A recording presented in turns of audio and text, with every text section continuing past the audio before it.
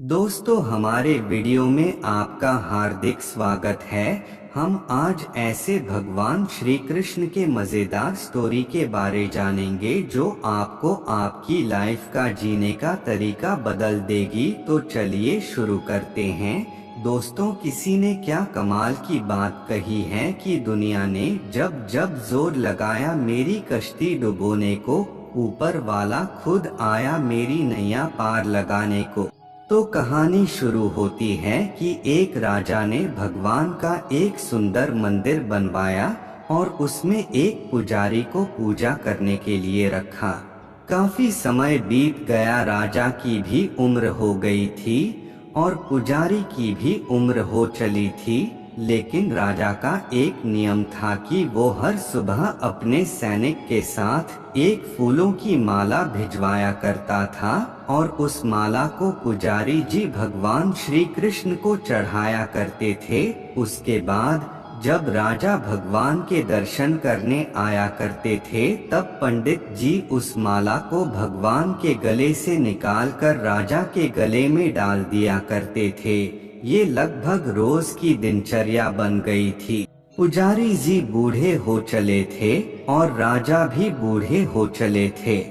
एक दिन राजा की तबीयत खराब हो जाती है, तो राजा ने माला सिपाही के हाथ भिजवाते हुए सिपाही से कहा कि पंडित जी कहना कि आज हमारी तबीयत ठीक नहीं है, तो आज हम आ नहीं पाएंगे, तो आज हमारा इंतजार न करें। उसके बाद सिपाही ने माला जाकर पुजारी जी को दे दी और सारी बात पंडित जी को बताई। पंडित जी ने भी माला को श्री कृष्ण को चढ़ा दी। तो उसके बाद पंडित जी ने सोचा कि इतने साल गुजर गए कि भगवान की इस माला को हमेशा राजा जी को ही पहनाई है, लेकिन आज तक मैंने कभी इस माला को कभी खुद नहीं पहना। तो हो सकता है कि जरूर यह प्रभु की इच्छा है कि इतने सालों में आज मौका मिला है कि प्रभु की इस माला को मैं अपने गले में पहन पाऊँ। तो यह तो परंपरा ही थी कि प्रभु की वह माला तो निकलती ही थी।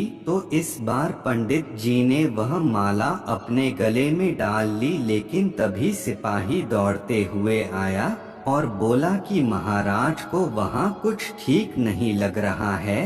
तो राजा साहब मंदिर की तरह ही आ रहे हैं, आप तैयारी करना शुरू कीजिए। राजा को लगा कि इतने सालों से बनी हुई परंपरा कहीं टूट न जाए, इसीलिए वह मंदिर की ओर आने लगे। जैसे ही पंडित जी ने यह सुना, उन्होंने तुरंत माला गले से निकाले और भगवान को पहना दी। घबराहट में पंडित जी समझ नहीं पाए कि उन्होंने क्या गलती कर दी है।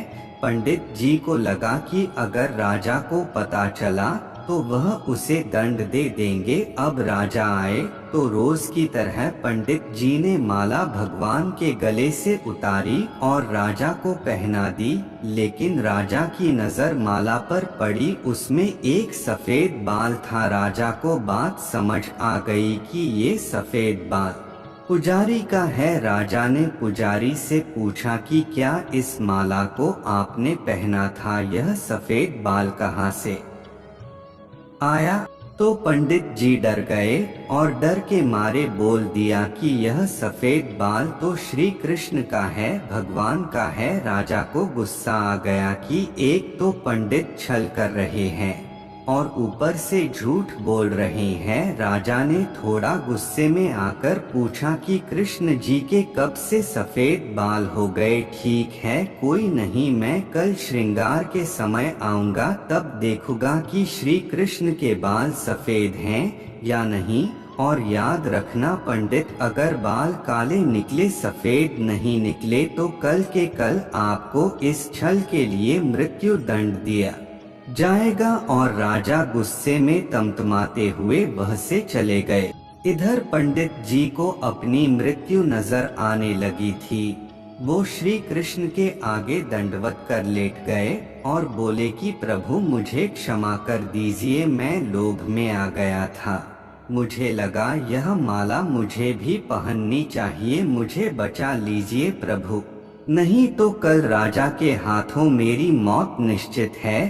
पंडित पूरी रात भगवान से विनती करते रहे, रोते रहे, प्रार्थना करते रहे कि प्रभु मुझे बचा लीजिए। अगली सुबह राजा श्रृंगार के समय पहुंचा और पहुंचने के बाद राजा ने पंडित से कहा कि पंडित जी मुकुट उतारिए, मुझे बिहारी जी के केश देखने हैं।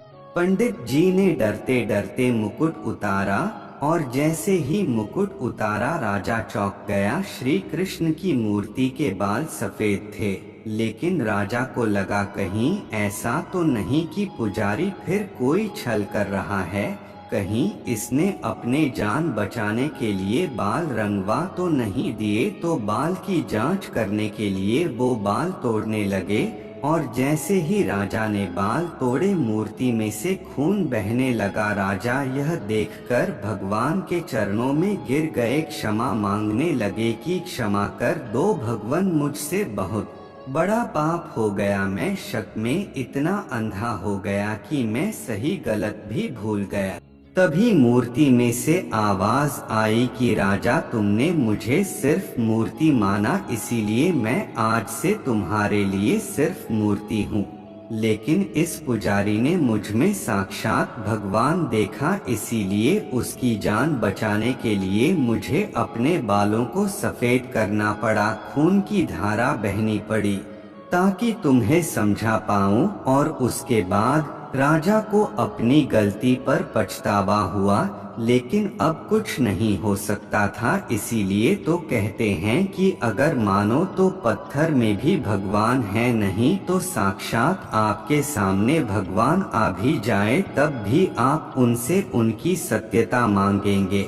अगर आप सच में भगवान को देखना चाहते हैं तो आपके सिर्फ भाव होने चाहिए। ऊपर वाले पर बिना किसी शर्त के विश्वास रखो और अपने कर्म को निरंतर करते रहो, ऊपर वाला आपको उसका फल अवश्य देगा।